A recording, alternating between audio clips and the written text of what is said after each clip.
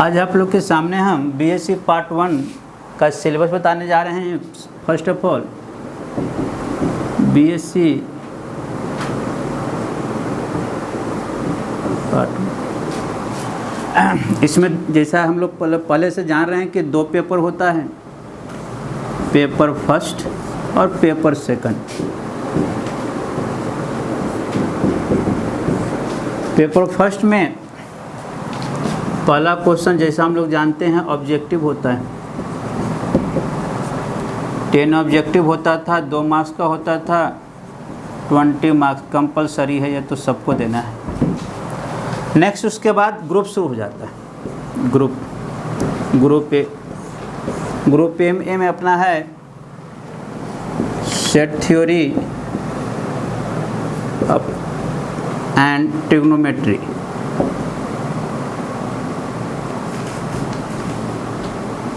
दोनों से एक क्वेश्चन देना, दोनों से 2 क्वेश्चन रहता है। मतलब इसमें अच्छा, इससे 2 क्वेश्चन रहता है और इससे 2 क्वेश्चन रहता है। ग्रुप बी मैट्रिसेस, इससे भी 2 क्वेश्चन रहता है। Group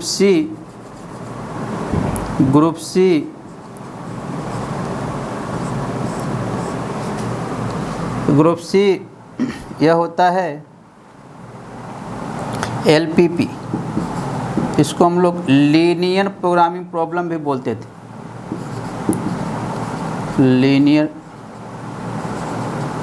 programming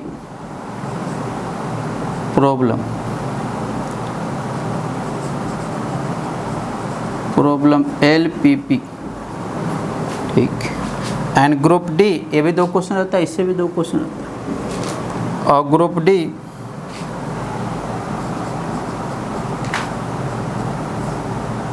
theory of equation, इससे 3 क्वेश्चन रहते हैं। पेपर सेकंड एज यूजुअल पहला क्वेश्चन ऑब्जेक्टिव रहेगा, 10 मार्क्स रहेगा, 10 क्वेश्चन रहेगा, 2 मार्क्स का रहेगा, 20 मार्क्स हो गया यहाँ। इसमें ग्रुप ए में था differential calculus,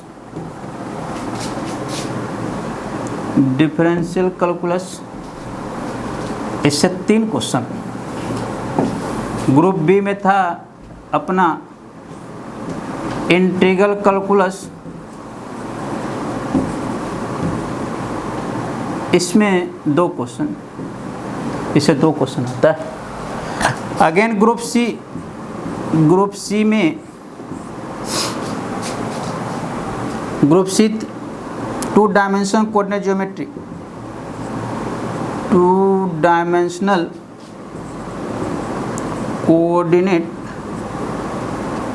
dimensional coordinate geometry 2D। And next इससे भी रहता है 3 question. And group D 3 dimensional coordinate geometry, 3 dimensional coordinate geometry 3D, इससे भी 3 क्वेश्चन। जैसा कि आप लोग जानते हैं कि लॉकडाउन के पहले हम डिफरेंशियल कैलकुलस पढ़ा चुके थे, इंटीग्रल कैलकुलस भी पढ़ा चुके थे, और इधर इसमें हम लोग ट्रिग्नोमेट्री भी कर चुके थे, और साथ में थ्योरी ऑफ इक्वेशन, इसको हम लोग कंप्लीट कर चुके थे लॉकडाउन के पहले।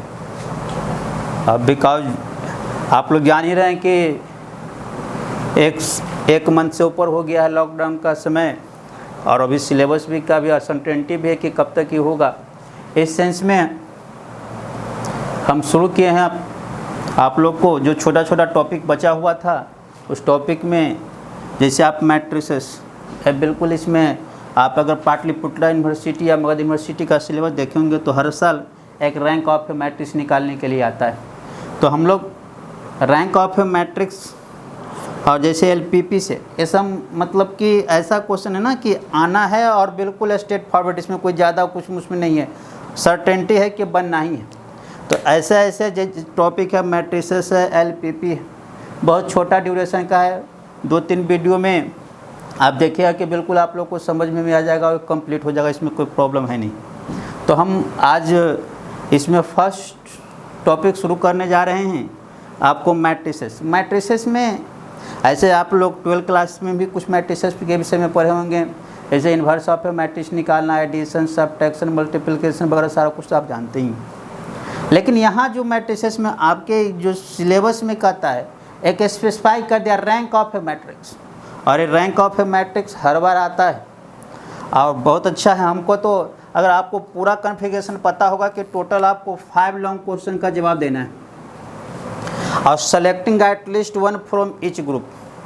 तो एक जैसा कि मैट्रिसेस जो 2 क्वेश्चन है, एक क्वेश्चन हमेशा रैंक ऑफ ए मैट्रिक्स आता ही हमको देना ही है। तो उस सेंस में एक LPP का सिंप्लेक्स मेथड से आता है, वो भी बहुत गारंटेड है, वो आना ही है। तो ऐसा ऐसा जैसे क्वेश्चन आप देख रहे हो ना, यहाँ से ट्रिग्नोमेट्री में हम आपको बताए थे, ट्रिग्नोमेट्री में हम लोग पढ़े थे ट्रिग्नोमेट्री में हम लोग पढ़े थे hyperbolic function, hyperbolic function trigonometry में पढ़े थे।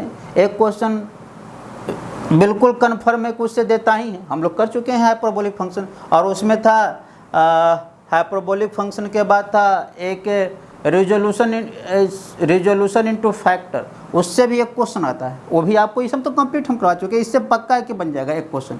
अब रहा मैट्रिसेस, तो हम सोच रहे हैं कि इस लॉकडाउन में अनसर्टेनिटी भी अभी 10 रोज हमारे पास टाइम है, इस ड्यूरेशन में सोचते हैं कि यह मैट्रिसेस का एक क्वेश्चन और एक क्वेश्चन LPP का पक्का आप लोग का जितना भी स्टूडेंट हमारे पास हैं सब लोग को मिल जाएगा लिंक, है ना, आप लोग वहाँ से देख लेंगे, ठीक है। तो आज से शुरू करने जा रहे हैं मैट्रिसेस। बहुत ईजी है, रैंक ऑफ ए मैट्रिक्स, है ना। इसमें बता रहे थे कि रैंक ऑफ ए मैट्रिक्स वो आपका एडिशन सब्ट्रैक्शन वाला जो पार्ट है, कुछ थ्योरम वगैरह है, वो हम आपको जब क्लास रेगुलर शुरू होगा तो उसमें करेंगे। अभी फ़िलहाल क्या करने जा रहे हैं कि रैंक ऑफ ए मैट्रिक्स एक हर बार क्वेश्चन आता है, बिल्कुल 2 से 3 वीडियो में आपको बिल्कुल रैंक ऑफ ए मैट्रिक्स समझ में आएगा और उसको हम कंप्लीट करने जा रहे हैं। तो शुरू करते हैं अब स्टूडेंट, आज से क्या बताना मैट्रिसेस में rank of a matrix. Okay, ठीक है।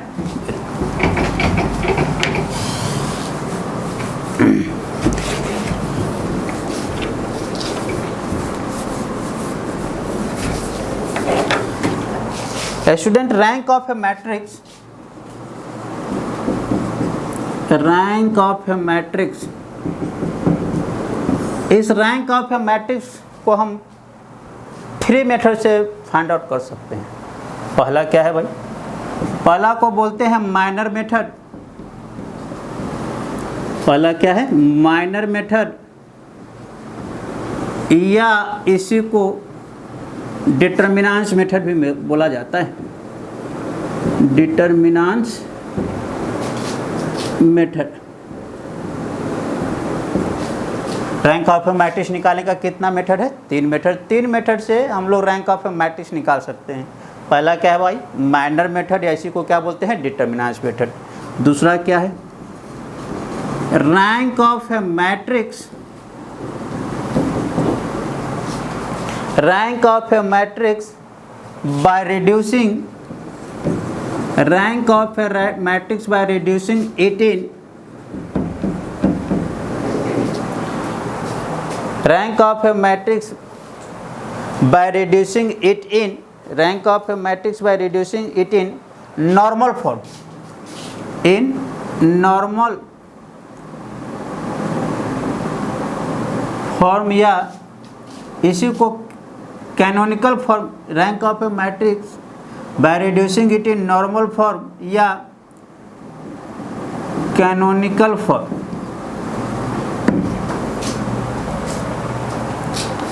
and third one, rank of a matrix by reducing it in echelon form, echelon form। There are three ways by which we can find the rank of a matrix. First one minor method या determinant method बोलते हैं। दूसरा जो बोलते हैं rank of a matrix by reducing it in normal या canonical form. Rank of a matrix by reducing it in echelon form. तीनों के विषय में बारी बारी से हम लोग स्टडी करेंगे। हाँ, एक बात अच्छा है, आप लोग बोलिएगा कि सर एग्जाम में स्पेसिफाई रहेगा कि हमको किस फॉर्म से रैंक निकालना। हाँ बिल्कुल, कभी कभी ऐसा एग्जाम में होता है कि कह देगा कि find the rank of a matrix by reducing it in echelon form. तो आपको एचेलॉन फॉर्म से ही बनाना है और दूसरे मेथड का अडॉप्ट नहीं कर सकते। कभी कभी ऐसा भी आता है कि find the rank of a matrix by normal form reducing it normal या कैनोनिकल फॉर्म, तो उससे भी। अब अगर कहीं नहीं मेंशन है कि हमको रैंक ऑफ ए मैट्रिक्स निकालना है तो तीनों मेथड में से देख लीजिएगा, जो आपको मेथड ईजी होगा उस मेथड से बना सकते हैं। लेकिन बट पहले में कुछ रिस्ट्रिक्शन है, वो हमेशा देखिएगा, वो हमेशा आपका रैंक मैट्रिक्स उसका नहीं निकलेगा। उसके लिए हम बताएंगे कि कब उसका रैंक ऑफ मैट्रिक्स निकाला। जैसे आप डिटर्मिनेंट जानते होंगे, आप 12th क्लास में पढ़े, हम जो डिटर्मिनेंट सॉल्व किए थे थर्ड ऑर्डर का ही डिटर्मिनेंट सॉल्व किए थे 12th क्लास में। तो हमको थर्ड ऑर्डर तक तो किसी भी डिटर्मिनेंट को सॉल्व करना बिल्कुल आता है। तब अगर हम बोल रहे हैं कि ऐसे रैंक ऑफ ए मैट्रिक्स निकालना है, जब देखिएगा तो जब मतलब कि थर्ड ऑर्डर का कोई सब मैट्रिक्स बन रहा होगा तब तो बड़े आराम से डिटर्मिनेंट सॉल्व करते हैं, उस मेथड से सॉल्व करके बना लेंगे। लेकिन कभी कभी ऐसा भी होता है, मान ले कि 4 ऑर्डर का डिटर्मिनेंट, तो 4 डिटर्मिनेंट तो सॉल्व करना सीखे नहीं है, तब उस समय यह मेथड जो है हम लोग नहीं अडॉप्ट करते। बट हाँ, जब बताने लेंगे तो इसके विषय में बहुत ईजिली हम बताएंगे कब यह नहीं बनेगा। अभी फ़िलहाल इसको शुरू करते हैं, माइनर मेथड और डिटर्मिनेंट मेथड क्या होता है। तो पहला है भाई, क्या है माइनर मेथड, या इसी को क्या बोलते हैं डिटर्मिनेंट मेथड। माइनर मेथड या डिटर्मिनेंट मेथड, माइनर मेथड या डिटर्मिनेंट मेथड। अच्छा, इस माइनर मेथड और डिटर्मिनेंट मेथड पढ़ने के पहले थोड़ा सा हम चलते हैं मैट्रिसेस में, जो आप लोग 12th क्लास में पढ़े भी। जैसे आप लोग पढ़े थे सब मैट्रिक्स पढ़े थे, सब मैट्रिक्स ये क्या होता है सब मैट्रिक्स भाई, है ना। सब मैट्रिक्स के विषय में तो आप लोग पढ़ चुके हैं। क्या होता था, मान ले कि सपोज कीजिए A = Aij, सपोज कीजिए कि A = या कोई मैट्रिक्स है, रैंडमली मान लेते हैं।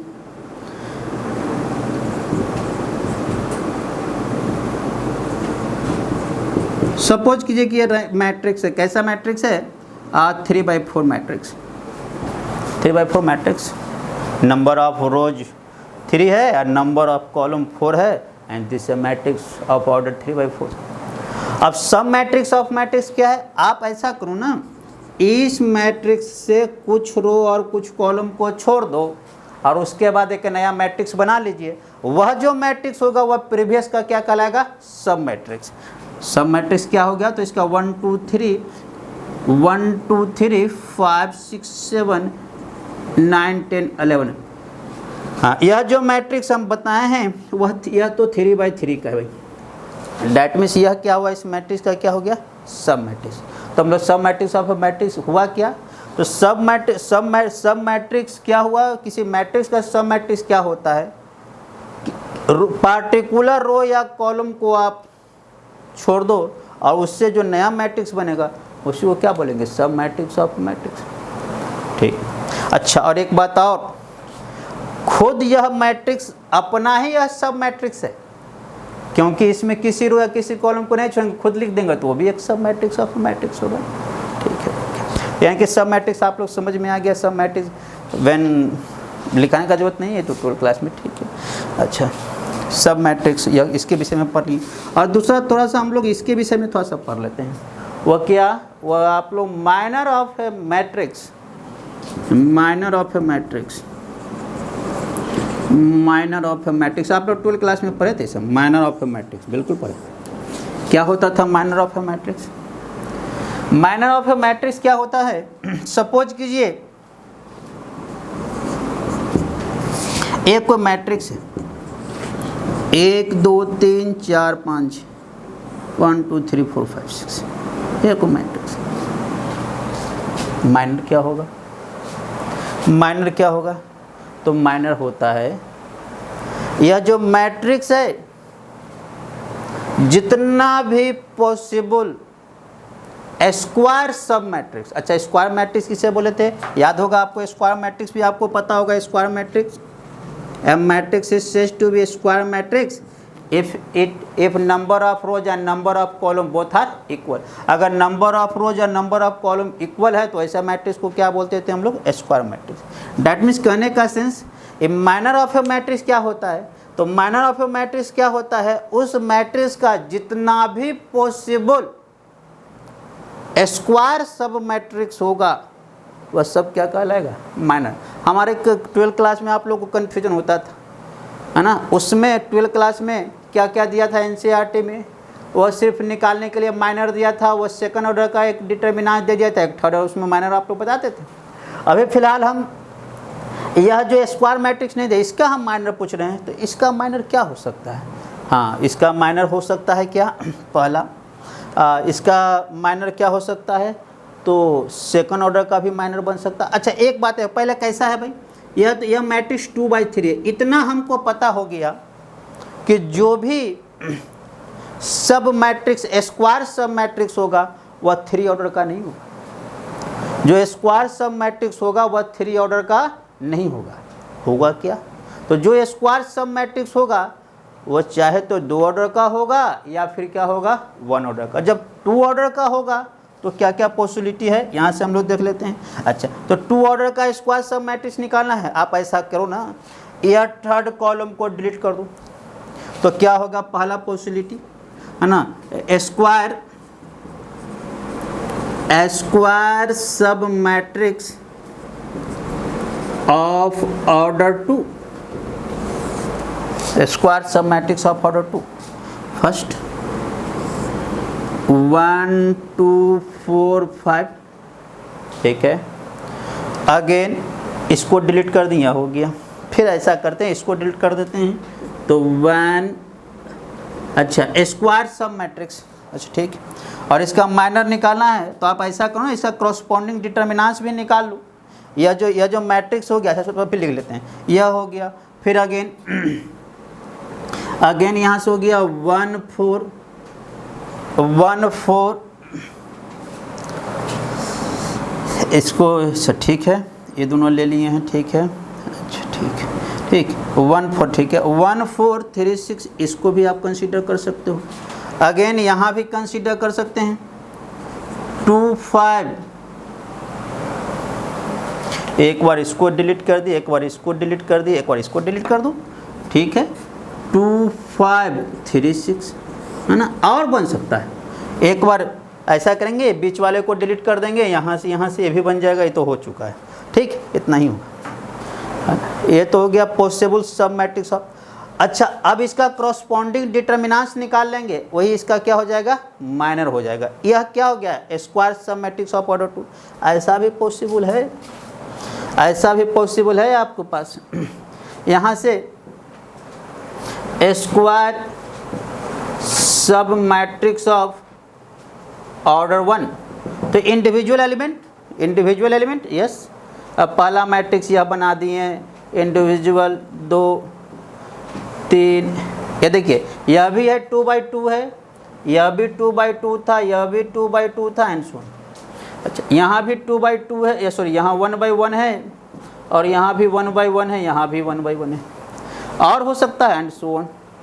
ठीक, तो हम लोग माइनर्स ऑफ ए मैट्रिक्स क्या जानेंगे, है ना। इसका जो डिटर्मिनेंट्स वैल्यू होगा, क्रॉसपोंडिंग डिटर्मिनेंट्स जो वैल्यू होगा वही इसका क्रॉसपोंडिंग डिटर्मिनेंट्स। आप लोग पता है डिटर्मिनेंट्स में 2 ऑर्डर ABCD कोई अगर नंबर है तो इसका जो वैल्यू होता था AD माइनस BC, दिस गुने दिस, इसको पढ़ते थे, ठीक है, बहुत अच्छा। अच्छा, तो इसका क्रॉसपोंडिंग माइनर भी निकल गया।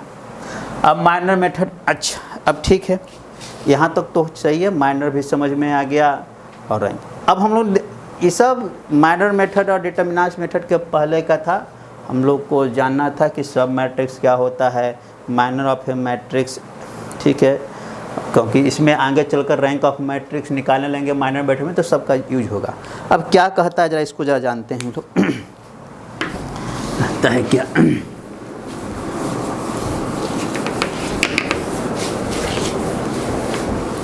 पहले आपको बता देते हैं कि यह जो है रैंक ऑफ ए मैट्रिक्स, यह माइनर मेथड और डिटर्मिनेंट मेथड में हम लोग करते क्या हैं। सपोज कीजिए कि मान लेते हैं कि let A is equal to, suppose कीजिए ये 1 2 3 5 6 7 2 1 3, ऐसा कुछ है। कह देगा क्वेश्चन ऐसा रहेगा। एक हम लोग एग्जाम्पल से ही रैंक निकाल देते हैं माइनर मेथड से, बहुत इजी हो। फाइंड द, बहुत इजी मेथड है, पूछा ही नहीं। Find the rank of a matrix by minor method या डिटर्मिनेंट मेथड,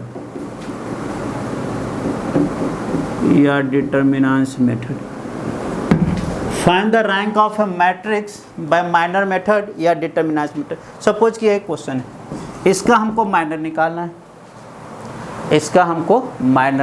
है, पहले हम इसके विषय में बताते हैं कि माइनर निकलता है कैसे, उस सब नोट्स भी लिखाएंगे, कुछ नोट्स है इसमें, है ना। माइनर क्या होता है, ठीक है। माइनर एक कोई मैट्रिक्स, इसका माइनर। सबसे पहले इसमें हम लोग करते हैं क्या, ये गिवन मैट्रिक्स है। फर्स्ट ऑफ ऑल देखिए कि कैसा मैट्रिक्स है, 3/3। ओह तो बहुत अच्छा है, तो स्क्वायर मैट्रिक्स है, 3/3 स्क्वायर मैट्रिक्स, बहुत अच्छा। तो हमको इसका माइनर निकालना है। तो यह अगर हम सबसे पहले इसका, यह तो 3/3 स्क्वायर, तो खुद ही यह 3/3 जो मैट्रिक्स है खुद ही अपने आप एक माइनर है। तो इसका जरा डिटर्मिनेंट निकाल लेते हैं। नाउ इट्स कॉरस्पॉन्डिंग डिटर्मिनेंट निकालेंगे। Now it's corresponding determinant, that is a determinant. Corresponding determinant निकाले 1 2 3 5 6 7 2 1 3, इसका कॉरस्पॉन्डिंग डिटर्मिनेंट निकाले। आप किसी रो या किसी कॉलम के लिए स्पेंड कर देते हैं, डिटर्मिनेंट का वैल्यू तो चेंज होता नहीं है। तो यहाँ से ऐसा करते हैं, expanding along first row, expanding along first row के अलोंग स्पेंड कर देते हैं इसको। क्या होगा भाई, फर्स्ट रो 1 हो गया, 18 7 -2 15 -14 और +3, यह रो यह कॉलम 5 -12 चेक कर लीजिए एक बार। ठीक है, ठीक, बहुत अच्छा। बताइए इसका कितना होगा वैल्यू, 11, और यह हो गया 1 -2 और इधर हो गया 21।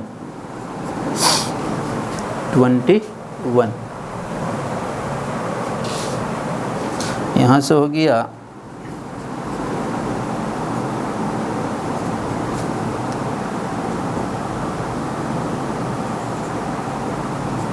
-12, not equal to 0, not equal to 0, 0 के बराबर नहीं है। That is